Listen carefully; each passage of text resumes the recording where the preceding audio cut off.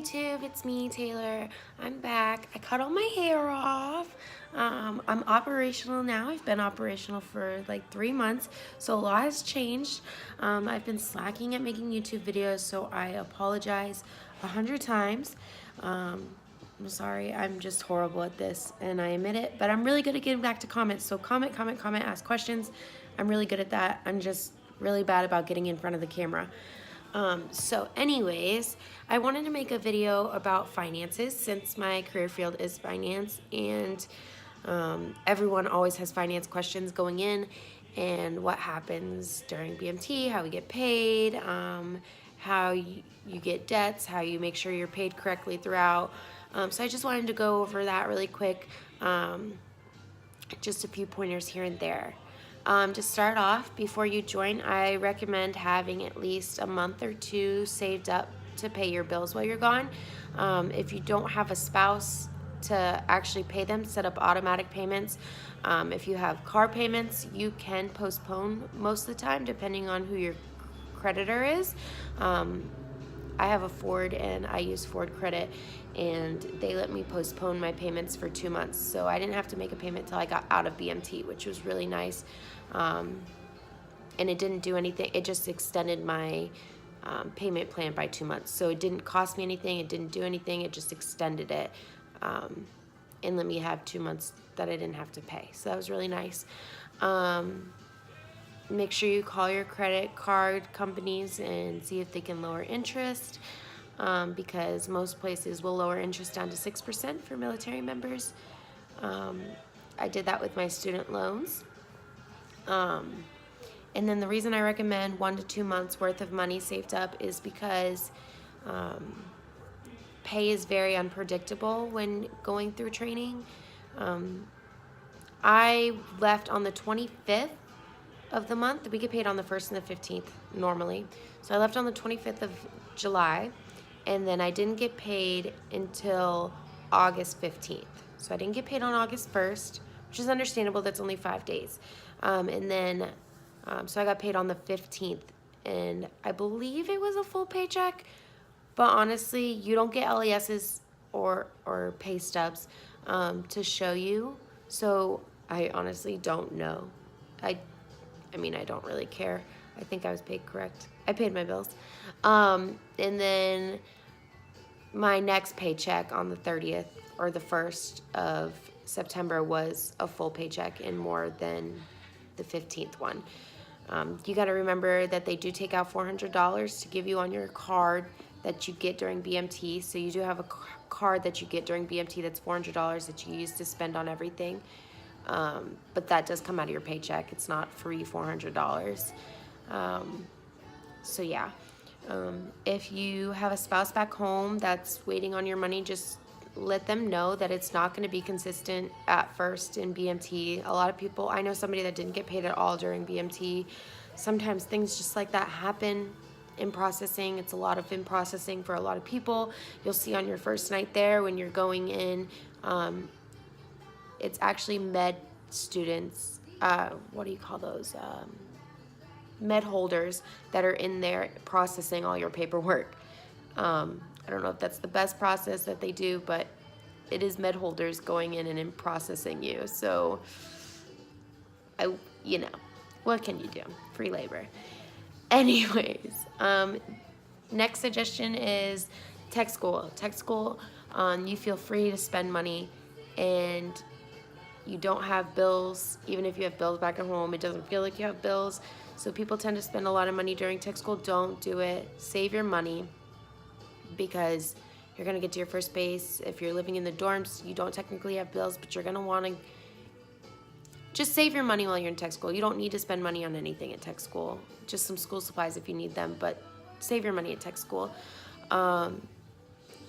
When it's time to get your plane tickets to fly home, don't buy your plane tickets until you talk to TMO, because I had a lot of kids in my class that were anxious about leaving, so they bought their tickets, and they were like, well, I'm going to buy my ticket because I can, and they spent like $400 on tickets, and I flew home completely free.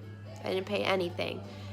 because I waited and listened to TMO because they bought my ticket for me. The only problem with TMO is they wait till last minute to buy your ticket, so you don't know exactly what time you're getting home. So yes, that sucks, but it's free.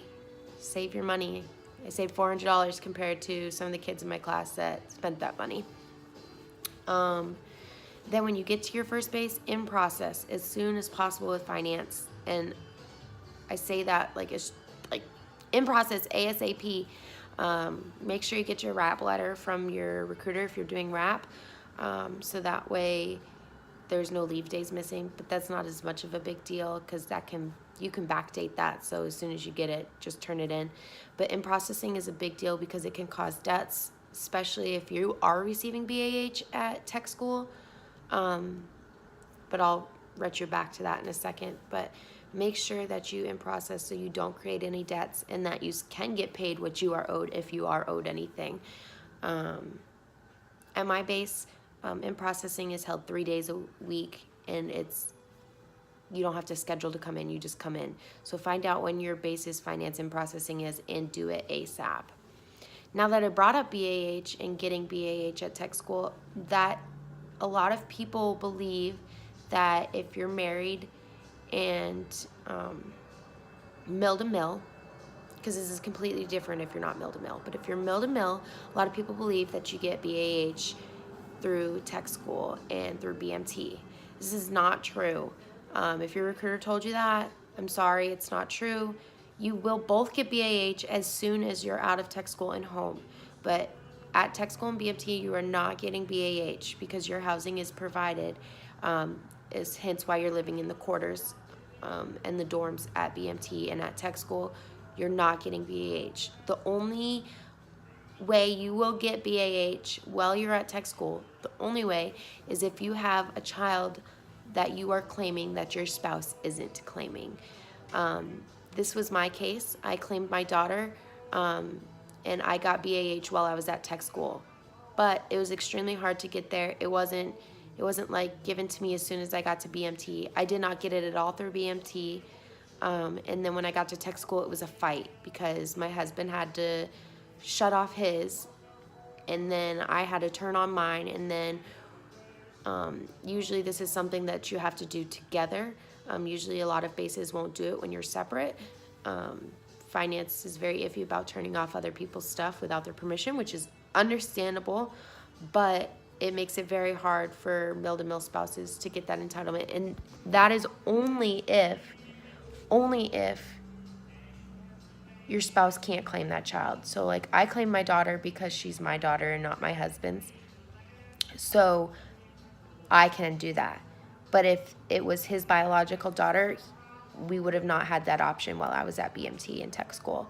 So make sure you keep that in mind, that if you're trying to join mill to mill and be a joint couple, that at tech school and BMT you are not going to get BAH.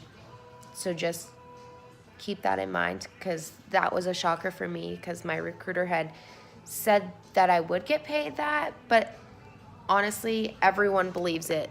So it's not, unless you've been through it, you don't know it. So I'm just letting you know, you're not getting BAH while at tech school or BMT.